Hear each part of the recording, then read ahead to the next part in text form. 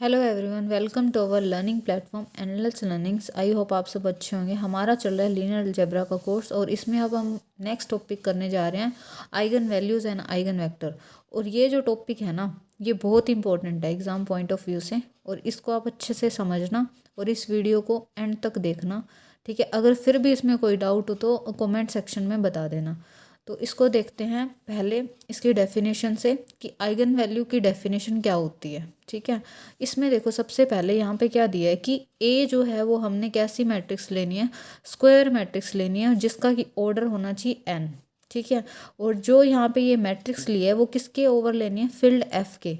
इसका मतलब ये हुआ कि जो भी ए मैट्रिक्स होगी उसकी जो एंट्रीज होंगी या उसके जो एलिमेंट्स होंगे या उसके जो मेंबर्स होंगे मैट्रिक्स के, वो इस फील्ड एफ में से आ रहे होंगे। जैसे कि यहाँ पे फील्ड मैं रियल ले लूँ, ठीक है, तो इसकी जो एंट्री रियल नंबर्स होंगी सारी। अगर मैं यहाँ पे क्या ले लेती हूँ, कॉम्प्लेक्स वाला फील्ड ले लेते हैं, तो उसकी एंट्री जो होंगी कॉम्प्लेक्स नंबर्स होंगी। तो यहाँ पे जो फील्ड जो वर्ड यूज़ किया है इसकी डेफिनेशन हम करेंगे रिंग थ्योरी जब स्टार्ट करेंगे उसमें आएगी, ठीक है। तो यहाँ पे अब देखो कि एक लैम्डा जो है एक फील्ड का मेंबर है, यानी एक स्केलर है लैम्डा। वो जो होगा इस मैट्रिक्स ए के लिए एक आइगन वैल्यू बनेगा, eigen value of the matrix A. अगर वहाँ पे क्या होता है कि एक एग्जिस्ट कर जाता है, if there exist a non zero vector X. मैं ये समझ के चलती हूँ कि आपको वेक्टर की डेफिनेशन तो आती होगी, बिकॉज 12th क्लास पास करके आए हो, ठीक है। तो यहाँ पे क्या बोल रहा है कि यहाँ पे एक नॉन जीरो वेक्टर एग्जिस्ट करेगा एक्स, और वो जो एक्स आएगा वो इसमें से आएगा F to the power N. मतलब एक्स जो होगा इस टाइप का होगा, x1 x2 up to so on xn, मतलब टप्पल्स की फॉर्म में होगा जिसमें कि n टप्पल्स होंगे। और जो ये एक्स वेक्टर एग्जिस्ट करेगा नॉन जीरो वेक्टर, वो इस कंडीशन को होल्ड करेगा, यानी कि ए एक्स इक्वल टू क्या होगा, लैम्डा एक्स, ठीक है। तो यहाँ पे जब हम क्या बोलेंगे कि ये जो लैम्डा है वो इस मैट्रिक्स ए की क्या है, आइगन वैल्यू है। और जो ये एक्स नॉन जीरो वेक्टर है उसको हम क्या बोलेंगे, इस ए मैट्रिक्स का क्या है, आइगन वेक्टर है, ठीक है। फिर हम क्या करते हैं, ये जो राइट हैंड साइड है इसको लेफ्ट में शिफ्ट कर दिया, माइनस लैम्डा एक्स हो गया। और उसके बाद हमने नेक्स्ट स्टेप में क्या किया, इस एक्स को कॉमन ले लिया बाहर। तो यहाँ से ये कंडीशन बनेगी। और यहाँ पे मैंने बताया कि एक्स जो है वो नॉन जीरो होगा, उसको क्या बोलेंगे, आइगन वेक्टर, ठीक है। और यहाँ पे हम ये भी बोल सकते हैं कि ये जो है, ये चलो एक बार रहने दो, ठीक है। तो यहाँ तक समझो एक बार, ठीक है। फिर उसके बाद कुछ इंपॉर्टेंट नोट है यहाँ पे कि ए माइनस लैम्डा आई, सिर्फ इतना लिखा हो, ये क्या रिप्रेजेंट करता है। तो ये जो रिप्रेजेंट करता है ये क्या बोलेंगे, उसको करेक्टरिस्टिक्स मैट्रिक्स है किसकी, ए की। ए मैट्रिक्स की करेक्टरिस्टिक्स मैट्रिक्स है ये, इस टाइप से ए माइनस में लैम्डा आई कर दो। अगर यहाँ पे हम करेक्टरिस्टिक्स मैट्रिक्स का डिटर्मिनेंट निकाल लेते हैं तो उसको हम क्या बोलेंगे, characteristics polynomial of A in variable lambda. क्या बोलेंगे, अगर हम करेक्टरिस्टिक्स मैट्रिक्स का डिटर्मिनेंट निकाल लें तो उसको हम बोलेंगे characteristics polynomial of A in variable lambda. अगर हम करेक्टरिस्टिक्स पोलिनोमियल को इक्वल टू ज़ीरो कर देते हैं तो हमारे पास उसका नेम क्या बन के आ जाता है, characteristics equation of A in variable lambda. उसको हम करेक्टरिस्टिक्स इक्वेशन बोल देंगे। उसके बाद अगर हमारे पास जो करेक्टरिस्टिक इक्वेशन आई उसके जो है कुछ भी जीरोज आए या उसके रूट्स आए, तो उनको क्या नेम देंगे, हम आइगन वैल्यूज़ देंगे, या आइगन वैल्यूज़ बोल देते हैं, या क्या बोलेंगे, characteristics values, proper values, latent root. मतलब इनमें से कोई भी नेम बोल देंगे। जो ये इक्वेशन आई इसके जो भी रूट्स आएंगे उनका नाम रख दिया है eigen value, characteristics values, proper values या लेटेंट रूट, ठीक है। उसके बाद चलते हैं नेक्स्ट डेफिनेशन पे। अब बात आती है कि स्पेक्ट्रम किसको बोलते हैं, ठीक है।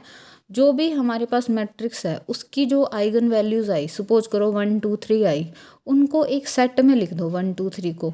जो वो सेट लिखा उस सेट का नाम क्या हो जाएगा, स्पेक्ट्रम। किसका हो जाएगा, स्पेक्ट्रम उस मैट्रिक्स का, ठीक है। The set of all the eigen value is called the spectrum of A, ठीक है। फिर चलते हैं नेक्स्ट डेफिनेशन पे, spectral radius of a matrix. कि कोई मैट्रिक्स है तो उसकी स्पेक्ट्रल रेडियस क्या होएगी, ठीक है। तो इसमें क्या है कि हमने ना कोई मैट्रिक्स ए ली, उसकी आइगन वैल्यूज़ का नेम है जैसे lambda 1 lambda 2 lambda N, N eigen values हैं। अगर हम क्या करें, इन लैम्डा जो आइगन वैल्यूज़ है इनका मोड ले लें सबका, ठीक है। मोड लेके उसमें जो मैक्सिमम आएगी मोड लेने के बाद वैल्यू, उसको नेम दे दिया आर। उस आर को हम क्या बोलेंगे कि इस ए मैट्रिक्स की क्या है, स्पेक्ट्रल रेडियस है। ठीक है, उसको हम क्या बोल देंगे कि उस ए मैट्रिक्स की क्या है, रेडियस है यहाँ पे।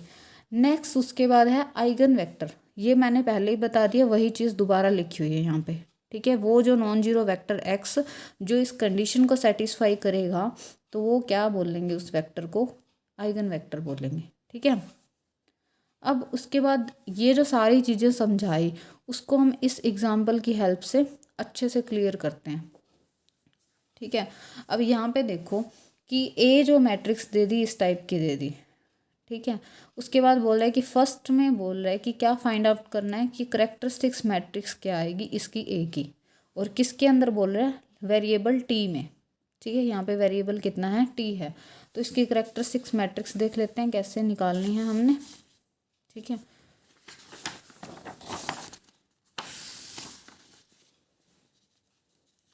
तो सबसे पहले मैंने बताया कि ए माइनस में लैम्डा की जगह यहाँ पे क्या लेना है, टी लेना है। ठीक है, टी आई। तो ये करेंगे ना, टी माइनस मतलब टी को प्रोडक्ट कर देंगे आइडेंटिटी के साथ, फिर उसको सब्ट्रैक्ट कर देंगे ए में से, तो वो हमारी क्या बन जाएगी, करेक्टरिस्टिक्स मैट्रिक्स। तो यहाँ पे हम करेक्टरिस्टिक्स मैट्रिक्स लिखते हैं 1 0 1। ठीक है, 0 1 2 0 0 1 माइनस आयोटा, और यहाँ पे है हमारे पास टी, यहाँ पे 1 0 0 0 1 0, उसके बाद 0 0 1। ठीक है, तो अब हमारे पास यहाँ पे क्या बन जाएगा, 1 माइनस टी।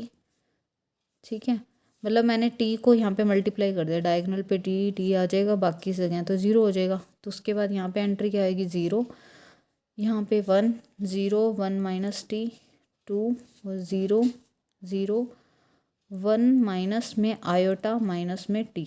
तो ये हमारी क्या बनेगी, इसका नेम क्या हो गया यहाँ पे, characteristics matrix of the matrix A. ठीक है, ए मैट्रिक्स की करेक्टरिस्टिक्स मैट्रिक्स होगी। फिर उसके बाद पूछ रहा है कि करेक्टरिस्टिक्स पोलिनोमियल लिखो। तो पोलिनोमियल के लिए मैंने क्या बताया था कि ए माइनस टी आई जो मैट्रिक्स आएगी उसका डिटर्मिनेंट फाइंड आउट करो, यानी कि ए माइनस टी आई ये वाली मैट्रिक्स है, तो इसका डिटर्मिनेंट क्या आएगा वो लिखना है। अब ध्यान से देखो ये कौन सी है, अपर ट्रायंगुलर मैट्रिक्स है। तो इसमें मैंने ट्रिक बताई थी कि डायरेक्ट क्या कर दो, डायगोनल एलिमेंट्स की प्रोडक्ट कर देना, तब आपके पास उसका डिटर्मिनेंट आ जाएगा। तो ये अपर ट्रायंगुलर है, तो यहाँ पे हम डायगोनल एलिमेंट्स की प्रोडक्ट कर देते हैं। यहाँ पे ये और ये डायगोनल एलिमेंट्स हैं, तो क्या आ जाएगा इसका डिटर्मिनेंट, 1 माइनस में टी 1 माइनस में टी, उसके बाद आएगा यहाँ पे 1 माइनस में आयोटा माइनस में टी। इसको हम थोड़ा सिंप्लीफाई करके लिख देते हैं, 1 माइनस में टी का स्क्वायर 1 माइनस में आयोटा माइनस में टी। तो ये बन गया हमारे पास डिटर्मिनेंट ए माइनस में टी आई मैट्रिक्स का। तो इसको हम क्या बोलेंगे, ये हमारा क्या है, करेक्टरिस्टिक्स पोलिनोमियल है of the matrix A in variable T. ठीक है, इन वेरिएबल टी। उसके बाद थर्ड इसने क्या पूछा है, ये था हमारा फर्स्ट क्वेश्चन का आंसर। ठीक है, उसके बाद ये है हमारे सेकंड क्वेश्चन का आंसर। उसके बाद थर्ड में बोल रहा है कि इसकी क्या लिखो, करेक्टरिस्टिक्स इक्वेशन। तो मैंने बताया था कि जो भी करेक्टरिस्टिक्स पोलिनोमियल आए उसको इक्वल टू क्या कर दो, ज़ीरो के इक्वल कर दो, तो वो हमारे पास करेक्टरिस्टिक्स पोलिनोमियल बन जाएगा। तो यहाँ से 1 माइनस में टी का स्क्वायर 1 माइनस में आयोटा माइनस में टी इक्वल टू ज़ीरो कर देंगे। तो ये हमारी क्या बन जाएगी, characteristics equation of A in variable t आ जाएगा। ठीक है, फिर उसके बाद नेक्स्ट इसमें क्या पूछा है, आइगन वैल्यूज़ पूछी है। आइगन वैल्यूज़ क्या बताया था, जो भी करेक्टरिस्टिक इक्वेशन आई है उसके जो रूट्स होंगे वो हमारे पास क्या हो जाएंगे, इस ए मैट्रिक्स की आइगन वैल्यू। तो फोर्थ का आंसर क्या हो जाएगा, जो ये आई इक्वेशन इसके रूट्स, यहाँ से हमें पता है क्या रूट्स आएंगे, टी की वैल्यू 1 1 और ये क्या आएगी यहाँ से टी की वैल्यू 1 माइनस आइटा। तो ये इसकी क्या हो जाएंगी, आइगन वैल्यूज़ ऑफ ए हो जाएंगी, ये 1 1 और 1 माइनस आइटा। उसके बाद फिफ्थ क्या पूछा है इसने कि स्पेक्ट्रम लिखो, क्या आएगा। स्पेक्ट्रम मैंने एस सेट नेम दे दिया, उसमें सारी आइगन वैल्यू को रख दो बस उठा के, तो ये स्पेक्ट्रम बन जाएगा। स्पेक्ट्रम ऑफ मैट्रिक्स से इसको क्या बोलेंगे, स्पेक्ट्रम ऑफ मैट्रिक्स ए। ठीक है। अब उसके बाद और भी हैं कुछ क्वेश्चन, उनको भी देख लेते हैं साथ में। 6 क्वेश्चन देखो, इसमें में इसी क्वेश्चन का जो पार्ट है 6th, वो देखो क्या है यहाँ पे। अब इसी में ही पूछ रहा है 6th क्वेश्चन कि इस मैट्रिक्स ए का स्पेक्ट्रल रेडियस क्या होएगा। स्पेक्ट्रल रेडियस मैंने क्या बताया था कि सारी आइगन वैल्यूज का मोड निकाल लो, उस मोड का जो क्या आएगा यहाँ पे मैक्सिमम जो आता है उसको बोलते हैं स्पेक्ट्रल रेडियस। तो यहाँ पे λ1 कितना है, यहाँ पे 1, λ2 कितना है, यहाँ पे 1, λ3 कितना है, 1 माइनस आयोटा। तो इसका मोड कितना आएगा, λ1 का जो मोड आएगा 1, ठीक है। λ2 का जो आएगा मोड कितना आएगा 1, λ3 का मोड कितना आएगा √2। तो स्पेक्ट्रल रेडियस क्या आ जाएगी, स्पेक्ट्रल रेडियस यहाँ पे जिसको हमने आर नेम दिया था वो क्या हो जाएगा 1 और √2, इसमें जो मैक्सिमम है वो आ जाएगा। तो मैक्सिमम कितना है यहाँ पे √2। तो ये इसकी क्या आ जाएगी, मैट्रिक्स ए की स्पेक्ट्रल रेडियस, ठीक है। उसके बाद इसने क्या पूछा है, आइगन वेक्टर्स बताओ मैट्रिक्स के, जो अभी हम सीख के आए हैं, ठीक है। तो यहाँ पे आइगन वेक्टर्स देखते हैं कैसे निकालते हैं। अब हम निकालते हैं कि आइगन वेक्टर्स किसी भी आइगन वैल्यू के लिए, जैसे कि हमारी जो आइगन वैल्यू आई है, एक λ1 = 1 आई है, एक λ2 = 1 आई है, और एक λ3 = 1 माइनस आयोटा आई है। तो ये 3 आइगन वैल्यू है। हम क्या करते हैं, अब आइगन वेक्टर निकालते हैं। हमने बोला था कि अगर हमारे पास एक x नॉन जीरो वेक्टर है, उसको हम आइगन वेक्टर तब बोलेंगे अगर वो इस कंडीशन को सेटिस्फाई करेगा, ax = λx। तो हम यही करते हैं यहाँ पे, इसको हम लिख सकते हैं a माइनस में λi और यहाँ पे x = 0, ये कर सकते हैं। और यहाँ पे अब हमने x फाइंड आउट करना है λ = 1 के लिए, और इस x को हम ले लेते हैं यहाँ पे, एक बार x y और z ले लिया, ठीक है। तो यहाँ पे पुट करते हैं, a मैट्रिक्स जो थी वो हमारी क्या थी, वो रखते हैं a माइनस λi हमने फाइंड आउट किया था ना, λi जो भी था ये वाली फाइंड आउट की थी। यहाँ पे t की जगह λ लिख देते हैं। तो क्या आ जाएगा यहाँ पे 1 माइनस, नहीं ये चीज़ है, यहाँ पे a लिखो सबसे पहले। तो a जो है वो हमारी मैट्रिक्स है 1 0 1 0 1 2, ठीक है। 0 0 1 माइनस में 1 माइनस में आयोटा, ठीक है। उसके बाद मैंने क्या किया, लैम्डा यानी कि लैम्डा की वैल्यू 1 रख दो यहाँ पे, फिर ये निकाल लो क्या आएगा 1, और फिर यहाँ पे आइडेंटिटी मैट्रिक्स ये आया। तो यहाँ से अब ये कन्वर्ट किस में हो जाएगा, यहाँ पे एंट्री 0, यहाँ पे 1, यहाँ पे भी 0, यहाँ पे कितना आ जाएगा 2, फिर उसके बाद 0 0 1 माइनस आइटा -1, तो यहाँ पे माइनस आइटा। तो ये बन गया हमारे पास। और इसको यहाँ पे लिखो, इस इक्वेशन को लिखना है यहाँ पे x y z, और यहाँ पे नल मैट्रिक्स है 0 0 0 इस करके, यहाँ पे x y और z, उसके बाद यहाँ पे 0 0 0 ये लिख दिया, ठीक है। ये समझ आया यहाँ तक। उसके बाद देखो नेक्स्ट, जब हम यहाँ से इसको सोल्व करेंगे तो हमारे पास क्या आएगा कि z की वैल्यू क्या आ जाएगी, 0 आ जाएगी। x और y का हमें पता ही नहीं है क्या है ये। तो x और y यहाँ पे सपोज करते हैं कोई भी कॉम्प्लेक्स नंबर है, फील्ड यहाँ पे मैंने कॉम्प्लेक्स उठा लिया तो उसमें से है। तो हमारे पास एक ऐसा सेट बनेगा, ठीक है, जिसके अंदर आइगन वेक्टर्स लिख दिया मैंने x y और यहाँ पे 0, और जो ये x और y हैं ये हमारे C में से हैं, और x और y साइमल्टेनियस जो होंगे ना, साइमल्टेनियस नॉट इक्वल टू 0, एक साथ 0 नहीं होंगे, नॉट इक्वल टू 0। लेट करो कि मैंने x की वैल्यू, मतलब ऐसे सेट में इस टाइप के मेंबर्स आएंगे यहाँ पे, जैसे x की जगह मैंने मान लिया 1 है, बाकी सबको मैंने 0 रख दिया। एक तो इस टाइप के मेंबर आएंगे, या 0 1 0 इस टाइप के मेंबर। ये मैंने जैसे x की जगह 1 और y की जगह 1, तो ऐसा सेट ये मान लिया मैंने, इस टाइप का बनेगा। तो कितने लीनियरली इंडिपेंडेंट आइगन वेक्टर आ गए यहाँ पे, 2 आ गए। Number of li vectors in x कितने आ गए, यहाँ पे s में 2 आ गए। एक बार ये याद रखना। तो ये यहाँ पे आइगन वेक्टर हमने किस आइगन वैल्यू के कोरस्पॉन्ड फाइंड किए हैं, λ = 1 आइगन वैल्यू के कोरस्पॉन्डिंग।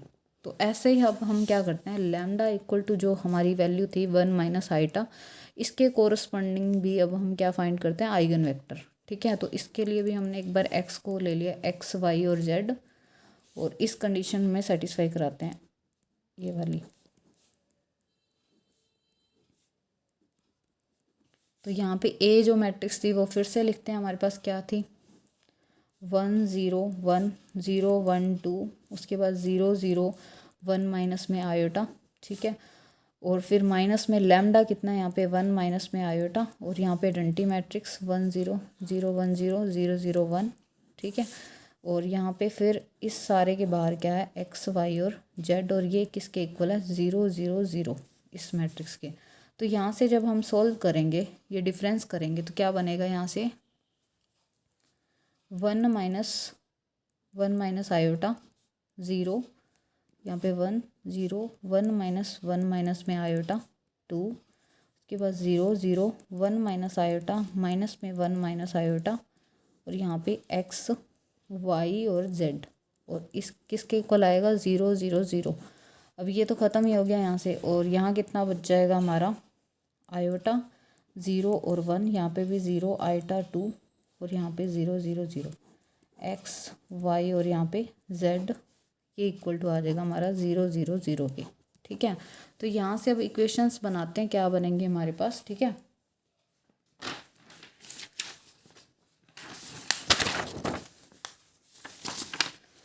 जब हम यहाँ से देखते हैं तो हमारे पास इस रो की इसके साथ मल्टीप्लाई करेंगे तो एक्स आयोटा एक्स प्लस में जेड इक्वल टू 0 आएगा, फिर iota Y plus 2z equal to 0। तो यहाँ से देखो कि हमारे पास जो x की वैल्यू आ रही है वो कितनी आ रही है फर्स्ट इक्वेशन से, वो आ रही है हमारे पास x की जो वैल्यू आ रही है माइनस जेड अपॉन में आयोटा, और y की वैल्यू आ रही है माइनस 2z अपॉन में आयोटा, ठीक है। और हम -1 जो है यहाँ पे इसको आयोटा स्क्वायर लिख देंगे तो आयोटा जेड आ जाएगा, और यहाँ पे भी क्या लिख देंगे 2 आयोटा जेड। तो हमारे पास x और y की वैल्यू ये आ गई। तो हमारा जो आइगन वेक्टर था वो क्या था x y और z था, ये था ना। तो यहाँ पे पुट कर देते हैं, x की वैल्यू कितनी आएगी आयोटा जेड, और y की वैल्यू कितनी आएगी 2 आयोटा जेड, और z की जगह z आ जाएगा। तो जब हम इसको एक बार इस फॉर्म लिखते हैं z आयोटा 2 आयोटा और यहाँ पे भी 1, तो जो हमारा आइगन वेक्टर बना उसका जो सेट बना हमारे पास इस टाइप का बन गया, आयोटा 2 आयोटा और 1, और यहाँ पे z है, z सपोज करो ये C में से आ रहा है कॉम्प्लेक्स नंबर्स के सेट में से। तो हमारे पास जो ये बन गया सेट बन गया वो इस टाइप का बन गया। सपोज करो इसी को ही मैं ऐसे लिख दूँ आयोटा 2 आयोटा और 1, इस टाइप का एलिमेंट आएगा हमारे पास। z की जगह मैंने सपोज किया कि 1 ले लिया यहाँ पे, तो ये बन गया। तो number of li vector for eigen value lambda equal to 1 minus iota के लिए कितना आ गया 1 आ गया, ठीक है।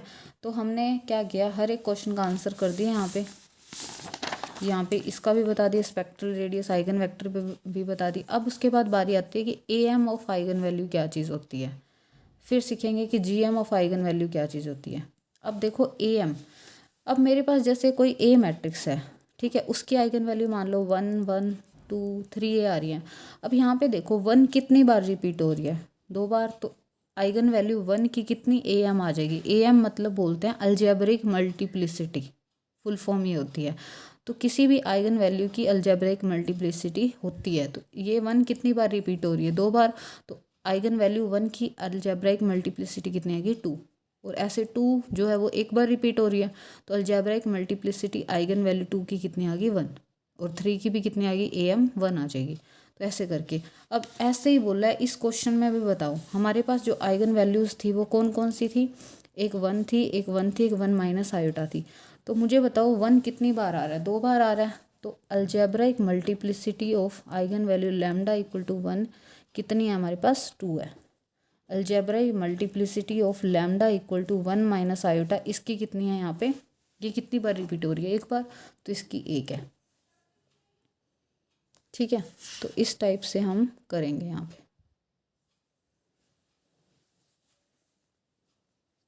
समझ आया ये यहाँ पे कि अगर किसी आइगन वैल्यू की हमें am फाइंड आउट करनी है तो हमें ये देखना है कि वो कितनी बार रिपीट हो रही है। 1 यहाँ पे 2 बार हो रहा है तो 2 आ जाएगी am, और 1 माइनस आयोटा एक बार रिपीट हो रहा है तो उसके लिए am कितनी आ जाएगी 1 आ जाएगी।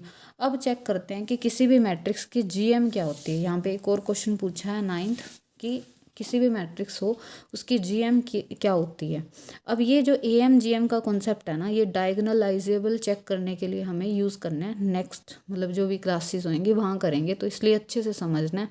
ठीक है, AM GM का। AM तो समझ आ गई। अब उसके बाद GM देखते हैं क्या होती है, कि अगर हमारे पास अब GM जो है वो कैसे फाइंड आउट करते हैं। देखो इसकी डेफिनेशन भी अच्छे से एक बार देख ही लो। AM की तो मैंने वही बता दी, ठीक है, जो भी एक्सप्लेन की कि कोई आइगन वैल्यू कितनी बार रिपीट हो रही है वो उसकी अलजेब्रिक मल्टीप्लिसिटी है, यहाँ पे ये लिखा हुआ है। उसके बाद GM में क्या लिखना है कि number of linearly independent eigen vector of A with respect to eigen value lambda is known as a geometric multiplicity of lambda. यहाँ पे अगर कोई लैम्डा आइगन वैल्यू है उसके कोरस्पॉन्डिंग कितने लीनियरली इंडिपेंडेंट आइगन वेक्टर हैं, तो उसको बोल देंगे हम, उसकी GM है उस आइगन वैल्यू की। ठीक है, और एक और है यहाँ पे कॉन्सेप्ट कि किसी भी आइगन वैल्यू की किसी भी आइगन वैल्यू है लैम्डा की GM निकालनी हो तो कैसे फाइंड करेंगे। जो भी उस मैट्रिक्स का ऑर्डर है n में से माइनस कर देना है रैंक ऑफ A माइनस में लैम्डा आई का रैंक माइनस कर देना है बस। ठीक है, वो आ जाएगा हमारे पास GM। तो अब मुझे बताओ कि इसी एग्जाम्पल में हमारे पास जो लैम्डा इक्वल टू 1 था उसके लिए मैंने एक चीज़ लिखवाई थी हमारे पास कि number of linearly independent eigen vector कितने आए थे, 2 आए थे ना यहाँ पे, ये वाले 1 0 0 1 0। तो यहाँ पे इसकी GM कितनी हो जाएगी, 2 हो जाएगी। ठीक है, तो ये ऐसे निकाल लेंगे। लैम्डा इक्वल टू 1 के लिए GM कितनी आ जाएगी, GM of lambda equal to 1 कितनी आ जाएगी, 2। ऐसे lambda equal to 1 minus iota के लिए कितने आए थे, लीनियरली इंडिपेंडेंट आइगन वेक्टर 1 था। तो GM of lambda equal to 1 minus iota के लिए कितना आ गया, 1 आ जाएगी। तो इस टाइप से ये करना है। ठीक है, आई होप आपको ये सब चीज़ें समझ आई होंगी। तो ये आज हमने किया कौन सा topic, eigen values and eigen vectors वाला टॉपिक। ठीक है, और इसको आप क्या करना, रिवाइज करना अब अच्छे से। अगर इसमें फिर भी कोई डाउट हो तो बताना। एक और क्वेश्चन है ये वाला और देख लो। ठीक है, इसमें देखो क्या दिया है कि हमारे पास पूछ रहा है कि ये मैट्रिक्स है, इसके आइगन वैल्यूज़ बताओ क्या आएंगी। ठीक है, ये आप ट्राई करना अपने मेथड से जो मैंने अभी सिखाया। ठीक है, और मैं एक शॉर्टकट बताती हूँ यहाँ पे कैसे करना है। ठीक है, 2 रिज़ल्ट याद रखना कि कोई भी मैट्रिक्स हो, ठीक है, ट्रेस जो होता है किसी भी मैट्रिक्स का आइगन वैल्यूज़ का क्या कर दो, सम कर दो, तो वो होता है ट्रेस। और डिटर्मिनेंट जो होता है मैट्रिक्स का वो किसके इक्वल होता है, प्रोडक्ट कर दो आइगन वैल्यूज़ की, वो हो जाएगा यहाँ से। ठीक है, इसके इक्वल। बस इन 2 प्रॉपर्टी का यूज़ करके करते हैं। इस मैट्रिक्स का जो ट्रेस है वो कितना आ रहा है यहाँ पे, मान लो ये मैट्रिक्स A है, इसका ट्रेस आ रहा है 5, और डिटर्मिनेंट जो आ रहा है वो कितना आ रहा है यहाँ पे 4 माइनस 4, वो आ रहा है 0। तो ये जो है इन्होंने आइगन वैल्यू दी। अब यहाँ पे देखो ये ऑप्शंस में हमें आइगन वैल्यू दिए इन्होंने, तो यहाँ देखो ट्रेस इसका भी 5 आ रहा है, ठीक है, बट इनका डिटर्मिनेंट कितना आएगा, 4 × 1 4 आएगा। तो ये ऑप्शन इनकरेक्ट हो जाएगा बिकॉज हमें 0 डिटर्मिनेंट चाहिए। ऐसे बी ऑप्शन में देखें यहाँ पे ट्रेस आ रहा है 1 बट हमें चाहिए 5, तो ये ऑप्शन भी गया। उसके बाद देखो सी ऑप्शन में यहाँ पे ट्रेस कितना आ रहा है, यहाँ पे 5 आ रहा है यहाँ पे ट्रेस, ठीक है, वो भी सही है यहाँ पे। ठीक है, ट्रेस 5 आ गया। उसके बाद डिटर्मिनेंट कितना आ रहा है, यहाँ पे 0 आ रहा है, तो ये ऑप्शन सही हो जाएगा। और यहाँ पे क्या -5 है, ठीक है, तो यहाँ पे ट्रेस -5 आ रहा है बट हमें चाहिए 5, तो ये ऑप्शन इनकरेक्ट हो जाएगा। तो इस टाइप से ये क्वेश्चन करने हैं, और इसी क्वेश्चन को आप उस कॉन्सेप्ट से करना A माइनस लैम्डा आई वाले से, और वहाँ से आइगन वैल्यू देखना क्या आती हैं। ये मैंने शॉर्ट ट्रिक से बताया और आप इससे ट्राई करना एक बार। ठीक है, आज के लिए इतना ही। Thank you everyone.